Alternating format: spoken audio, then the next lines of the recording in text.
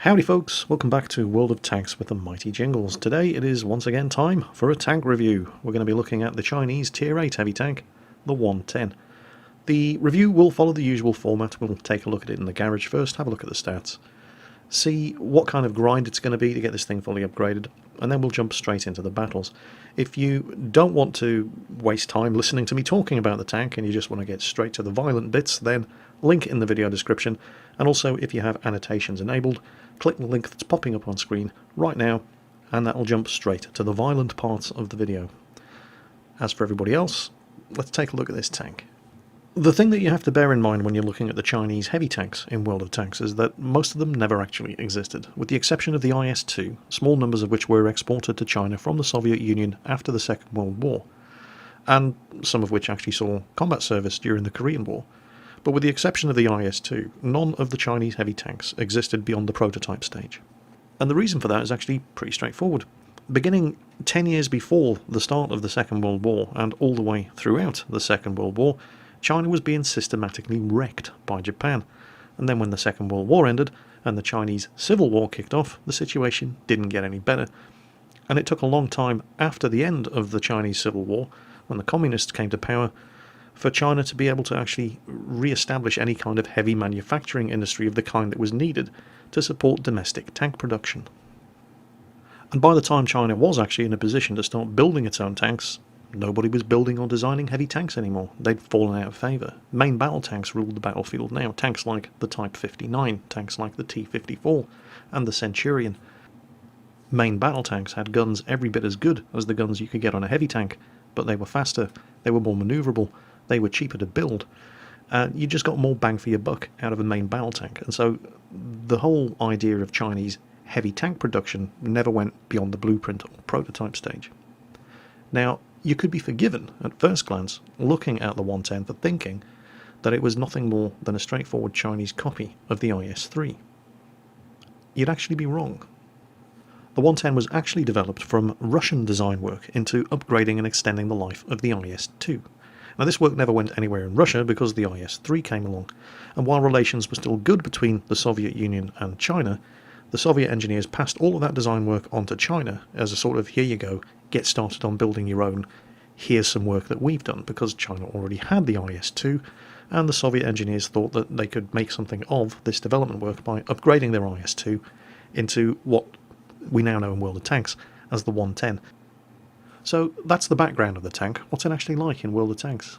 You know, it's not bad. This is, certainly in my opinion anyway, this is a pretty good Tier 8 heavy tank. It's unusual in that it doesn't have one of those great big dirty Russian 122mm guns. Well, it does. The first two guns on this tank are your standard Russian 122mm D25T derivatives. But the big gun on this tank is actually a 100mm gun. Seeing that choice of gun as the top-level gun on the 110 actually quite surprised me when this tank was first introduced. You're definitely expecting one of those big Russian 122 mils, and yet that 100mm gun is actually one of the best features on the tank. What you're actually getting with this gun is a Tier 9 medium tank gun, so let's have a look at the Chinese Tier 9 medium tank, and I'll show you exactly what I'm talking about. And there it is, there's the Chinese Tier 9 medium, the WZ-120, with exactly the same gun. On the WZ-120 you get 7.32 rounds per minute, 215mm of penetration, 265 with premium ammunition, 320 average damage, 0.38 accuracy, 2.9 second aiming time. The aiming time is the drawback on this gun. 2.9 seconds is pretty bad. But what's the difference between that gun right there on the WZ-120 and the same gun a tier lower on the 110? The only difference is the 110 gets 6 rounds per minute instead of 7.32. Other than that, it's identical performance. Of course, nobody's going to be comparing this tank to a Tier 9 medium. Most people are going to want to know how it stacks up against its most obvious competitor, the IS-3, with that 122mm BL-9 gun. And it does actually compare quite favourably. The BL-9 obviously has the edge in alpha damage, 390 versus 320, and it does have slightly better penetration. But in every other respect, this 100mm gun is better. While it might not have the outright alpha damage, it has a substantially better rate of fire, so it has higher damage per minute. It's also more accurate, and while the 2.9 second aiming time is the big drawback on this gun, it's actually a better aiming time than that of the BL9 on the IS-3. Okay, so it's got a good gun. What's the armour like? Well, it's not bad actually, although the armour on this tank is all at the front of the tank. If you can keep the front of this tank pointed towards the enemy and, ideally, cover up that big pike lower glacis, then this tank is rock solid. Looking at the 110, it does kind of resemble an IS-3 that's been squeezed in from the sides and has gotten taller as a result. But the comparatively low profile of the IS-3 can actually work against it because the IS-3 has a weak spot on the top of the turret. And what that means is that tanks that are taller than the IS-3, and most tanks are taller than the IS-3, can actually, from the front, shoot down into the top of the turret of the IS-3 and cause the driver all kinds of problems. You don't get that on the 110. That weak spot just isn't there. The 110 trades that in for an easily penetrated commander's cupola. Although I say easily penetrated, it's not that big a target, and as long as you keep the tank moving, it can be very, very hard to hit. From the side, it's a different story. There's none of that troll-spaced side armour above the tracks that you get on the IS-3. The source of endless rage and frustration in World of Tanks when you manage to get around the flank of an IS-3, you unload a shot into him and it just goes nowhere, eaten up by that spaced armour. There's none of that with a 110. If the 110 cannot keep its front pointed towards its enemy, it's going to have problems. It's also one of the more mobile of the heavy tanks in the game. It's got a good top speed, 40 km per hour, although the engine is a little anemic. It's a 580 horsepower engine in a 50-plus ton tank, but that's not bad. And being able to do 40 km per hour and having all of that frontal armour means that this tank is very, very good if it can get the speed up at ramming, mediums and lights. So, other than the weak side and rear armour, it seems like a pretty capable Tier 8 heavy tank. Are there any downsides that we haven't covered? There are two. And one of them is that there is a sort of, well, what we call a shot trap at the front of the tank. What's a shot trap? Well, it's exactly as the name suggests. It's something that traps shots. If you're taking fire from the front in the 110 and a shot strikes the gun mantlet underneath the gun, it will ricochet straight down into that flat section of armour that is actually the driver's viewport. It will go right through, it will kill the driver, and it will cause damage to the tank. It doesn't happen very often, but when it does, you'll be sorry. The tank also seems to have very, very fragile fuel tanks. It does seem to get set on fire quite often, so I wouldn't recommend skimping on the fire extinguisher. As far as the research grind of the tank is concerned, well, there's some good news and there's some bad news. First, the good news. The radio will carry over from the IS-2. Also, the engine will carry over from the IS-2. And the first gun upgrade will also carry over from the IS-2. And that's where the good news ends. Your upgrade path on this tank should be first the suspension. You have to research the suspension before you can fit anything else. Next, get the turret. The turret is a good solid upgrade.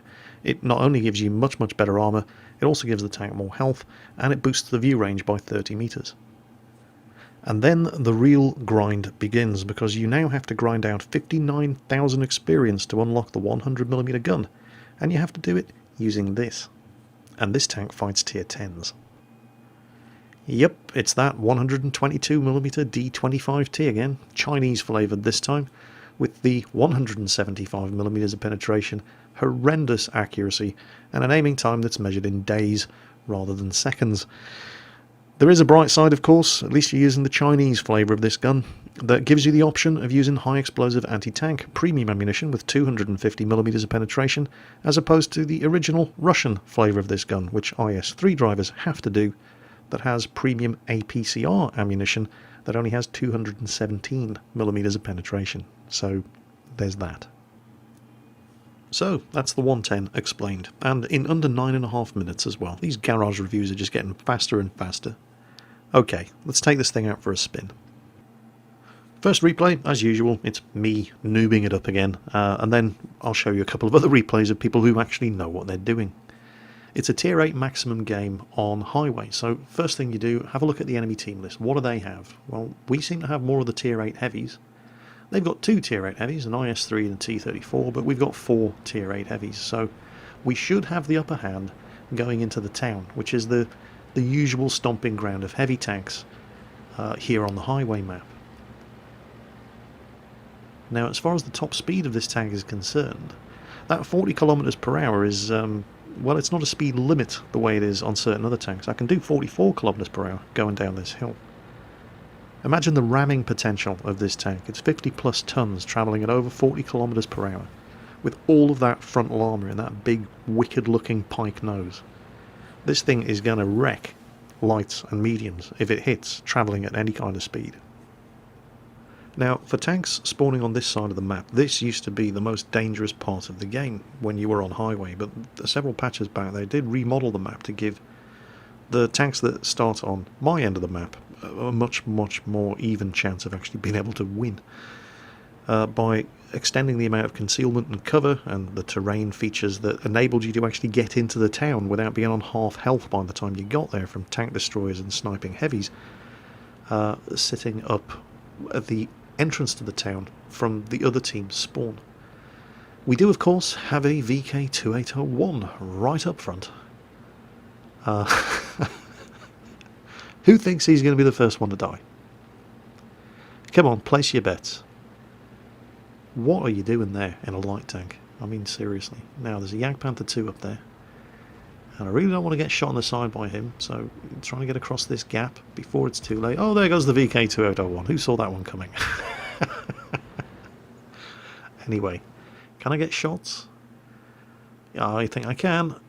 Bingo, got him. And let's pull back. If I was facing him head on, I could probably bounce a shot from the Jagdpanther 2 at that kind of range from the front, but not angled like that. And I was reloading anyway, so why give him the opportunity to do any kind of damage to me? Now, what else is going on? Tiger's just overtaken, and we've got a 112 on the side road up there, leading straight up to the enemy base. 112, obviously, the Chinese Tier 8 premium heavy tank. I'll take a 110 over a 112 any day of the week. I really don't like that tank. The gun is terrible. The frontal armour is all right, but the lower glacis is easily penetrated. It's just not a very good tank. But, well, he's managed to hit and set that IS on fire, and I do manage to get some damage in before he burns to death, and the 112 gets the kill anyway, so it's all good. I didn't kill Steel. He still got the kill. He still did his damage. Now, we've got slightly tougher opposition here. There's an IS-3 up there. There's a whole bunch of tanks up there, including a KV-3. Oh dear, oh dear, oh dear. Oh dear, Mr. KV-3, you really didn't want to do that. And BL9 gun. It's better penetration than my gun, but from the front, you really do want to avoid the temptation to try to angle the armour of the 110. That pike nose pre-angles the armour for you. It did look like the IS-3 was trying to hit my lower glacis, but he just didn't give it time to aim. Came around the corner, snapped the shot. Horrible aiming time on the IS-3. It missed, did no damage. And now, of course, he's in all kinds of trouble because, well, he's not trying to side scrape around the corner, and instead we're able to just put shot after shot into his inside drive wheel, keep him immobilised, do damage, and he can't get the gun around the corner of the building, so he's completely unable to defend himself. And now it's just turned into a complete rout. We've completely got them on the run, and me and this 112 are just jockeying each other, trying to be the one to get the next kill. Who are we going to go for? KV-1S? KV-1S? Oh, KV-3. Yeah, I'll get the KV-3. Can I also get the KV-1S? Don't forget, this gun reloads a hell of a lot faster than the 112's gun. Yeah, no, the 112 gets the KV-1S. Okay, I'll get the T69. Well, I'll get a shot into him. And then Sir Foch, in the Lerva, he gets the T69. And now it's a clear run into the enemy base. The Jagdpanther 2, somebody else got him, he's done. This game is all but over. These were, of course, absolutely ideal conditions to be driving the 110 in. I mean, I only got shot at once, and that did no damage. I'm a top-tier heavy tank with very, very strong frontal armour. I was able to keep the front of the tank pointed at the enemy at all times, keep the gun working, at least up until now. Now there's suddenly nothing left to shoot at. And I was a top-tier tank, so of course, you know, you expect to be able to get this kind of result in this tank. Rapidly running out of things to shoot at. Can I get any more damage done before this game's over? Oh, oh, oh, scumbag, scumbag, scumbag. Ah! Oh, that's it. I don't care if I don't kill anything else now. I've achieved my aim.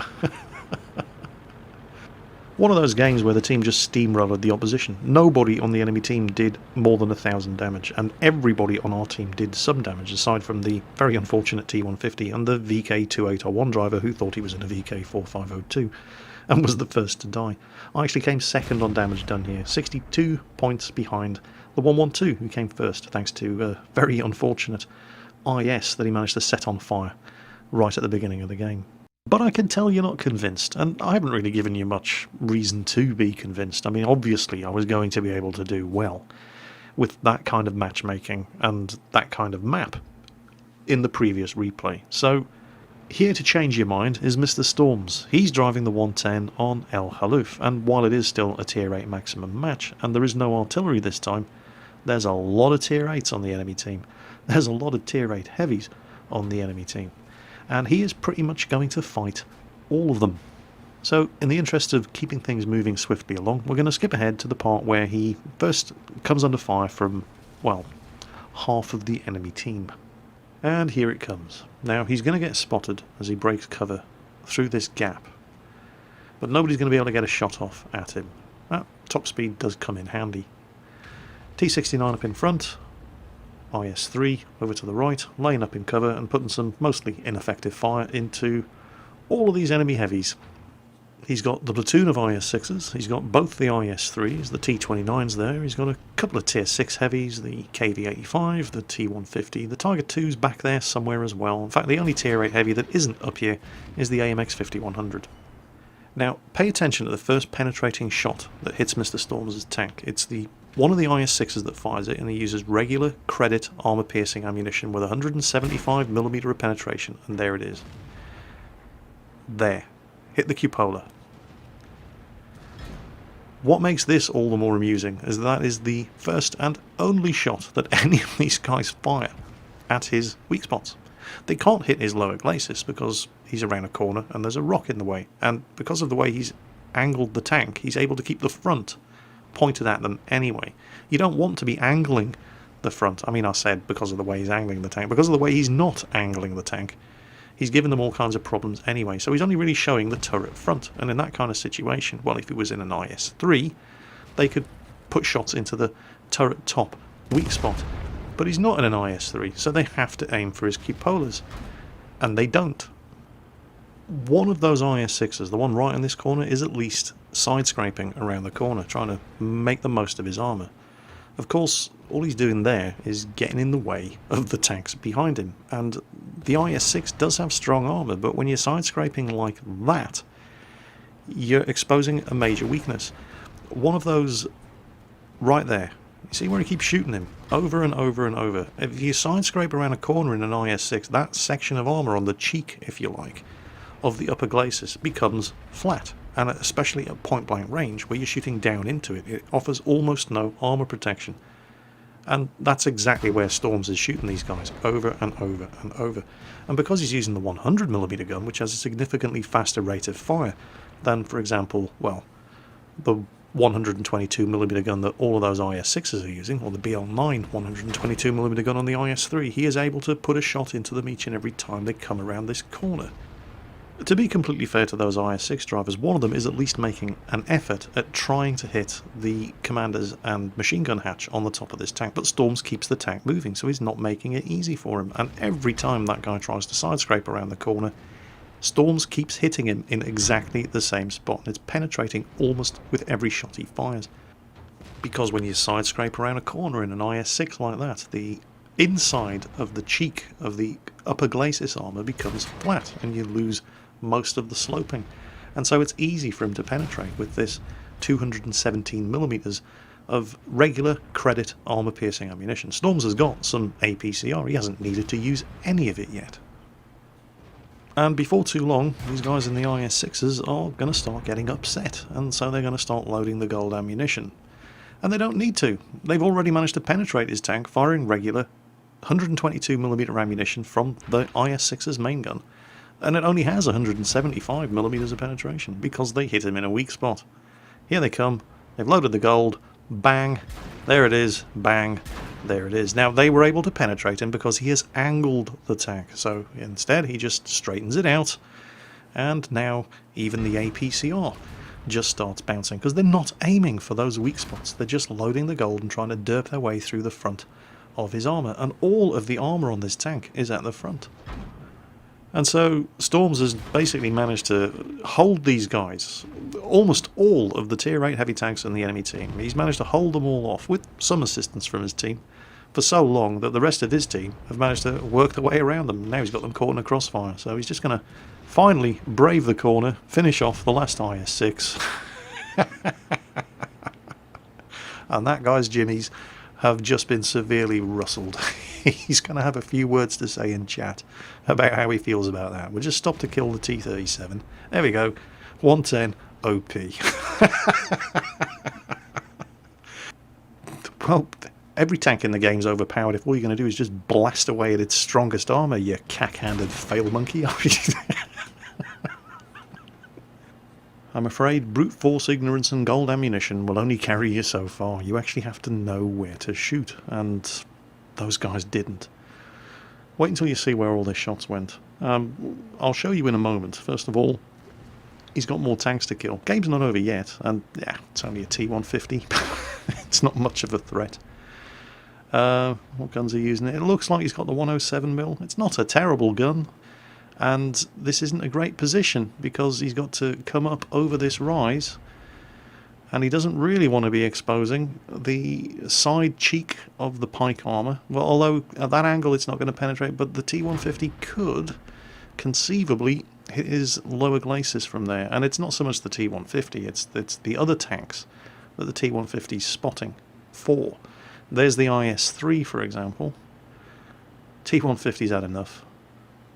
Let's see if we can get the IS-3, and let's take a look. You can see on the side cheek there, that's where the APCR went through, and it went through because at the time, and look at the hits on the gun mantlets.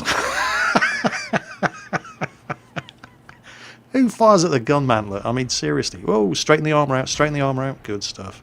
Didn't quite straighten it out as much as I would have liked, but good enough. And here we go, there's the reload of that 100mm gun.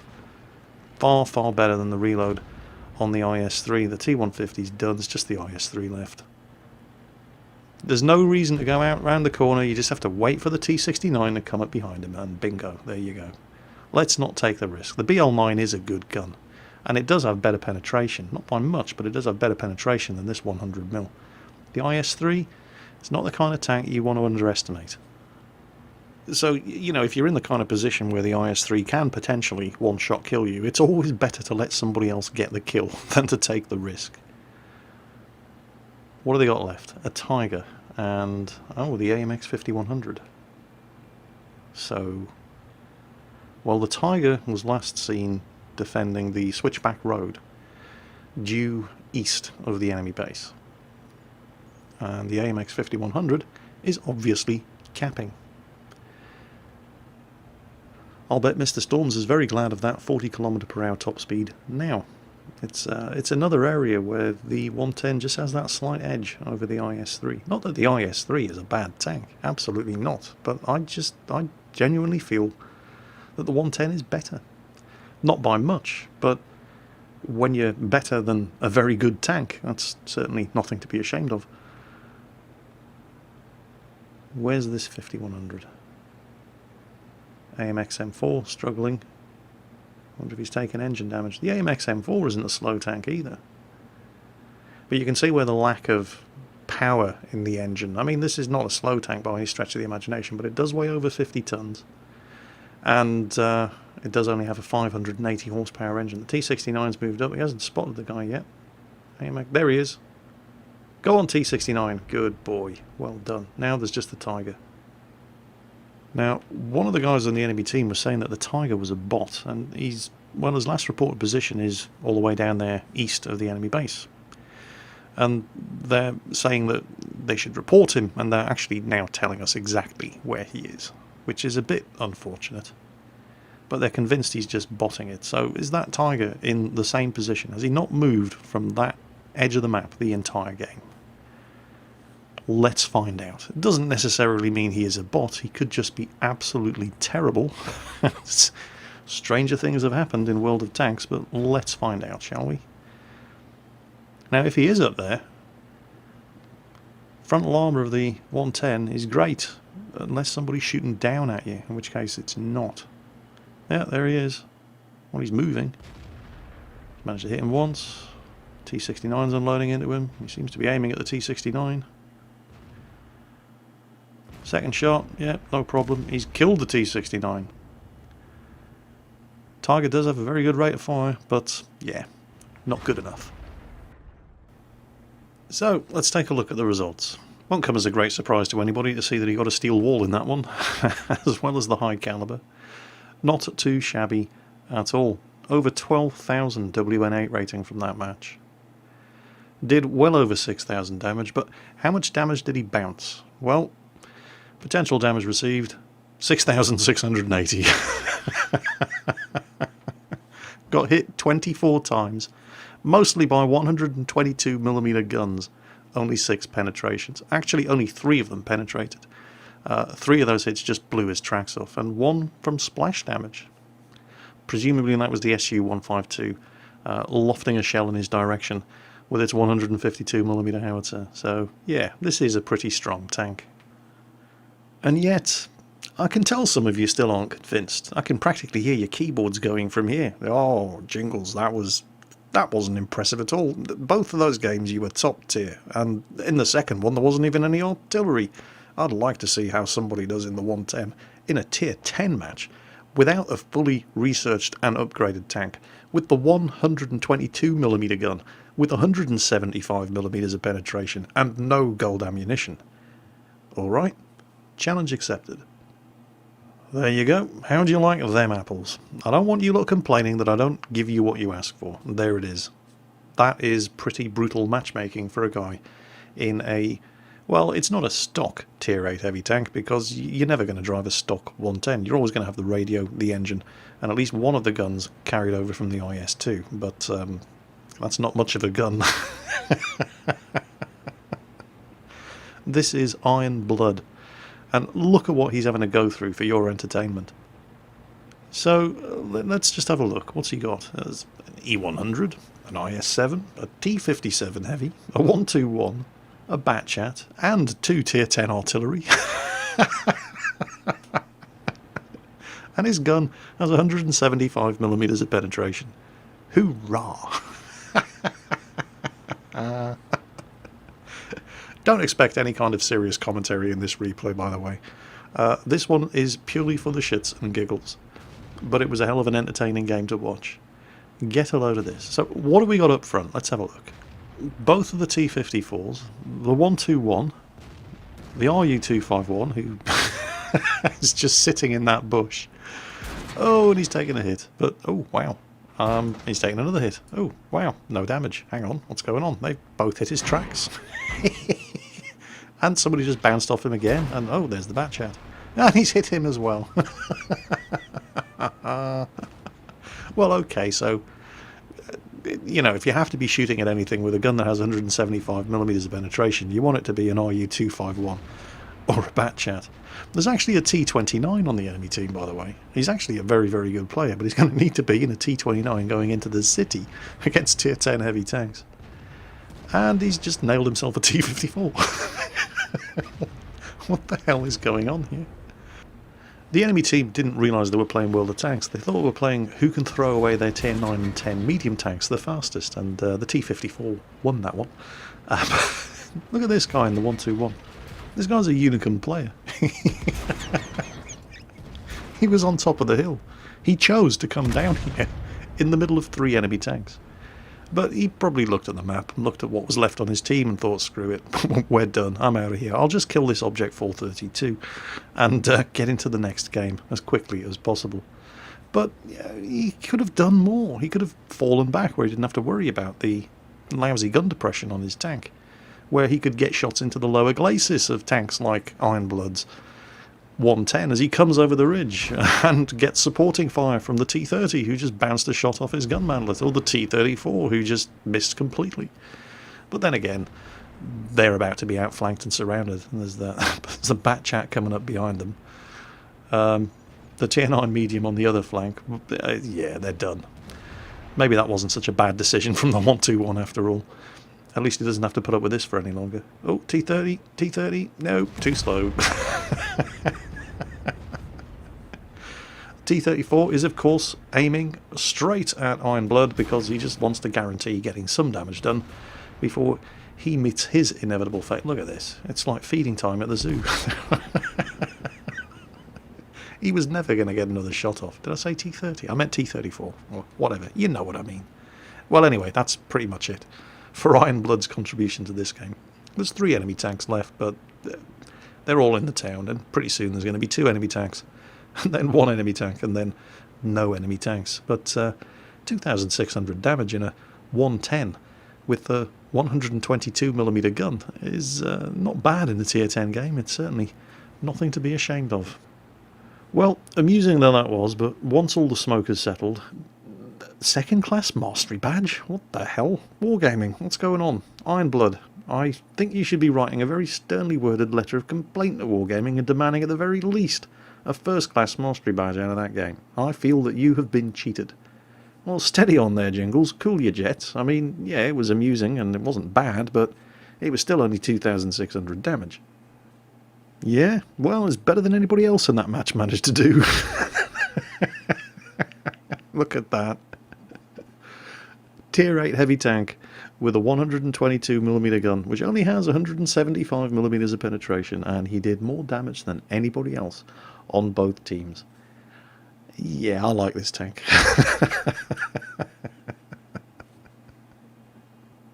So, Jingles, what do you think? 110, any good? Oh, it's rubbish. It's a terrible tank. It's utter... Well, shut up. Of course it's a good tank. Only joking. Yeah, this tank's fantastic. Just keep it pointed straight at the enemy guns. Try to keep the lower glacis covered up. Hope they don't have any artillery. And if you're at close range and they're trying to snipe your commander's hatches, just keep the turret moving. And this thing's great. If they get around your sides and rear, you're toast, of course. But you're not in quite as bad a position as you might be in an IS-3 because you've got the DPM from that gun to beat off the opposition. It's a great tank in a face-to-face brawl. It's also a good flanking tank because it's got that 40km/h top speed. It's just a good all-round tier 8 heavy tank. It's one of my favourite tier 8 heavy tanks in the game. It's not something I ever thought I'd be saying about Chinese tanks because, well, you know, lousy gun depression. And yet, this thing, oh, it's great. So, there you go, the 110, Chinese tier 8 heavy tank. Fantastic piece of kit. Definitely recommend it. I'm sure you'll have fun driving this thing. Just, you know, once you get that top gun, because playing with a 122mm D25T can be a bit of a grind. 59,000 experience to unlock the 100mm, but once you get that 100mm, this thing is gold. Hope you enjoyed the video, folks. Take care, and I'll catch you next time.